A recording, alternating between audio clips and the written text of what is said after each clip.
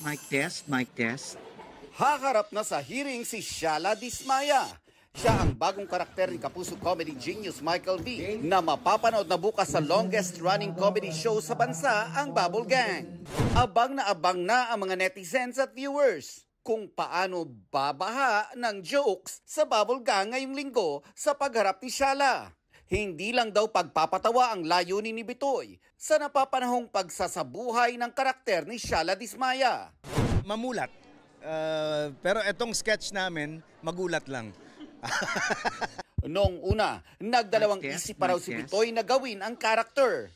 Ayoko na nga magmuher eh. Actually, kaya lang syempre may clamor eh para dito sa character. So, we had to do it.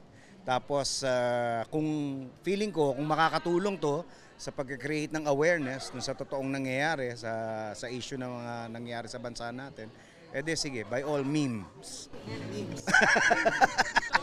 Kampante daw ang Kapuso comedy genius na magiging entertaining at walang ma-offend sa paglabas ni Shala. Knowing the show naman, for yung 30 years na ano namin, na track record namin, never naman talaga kaming nang offend, never kaming nang yurak ng pagkatao ng mga tao. Ako especially, talagang nilalagyan ko ng limitations kung ano lang yung pwede at hindi pwede. Abangan ngayong linggo, 6:10 p.m.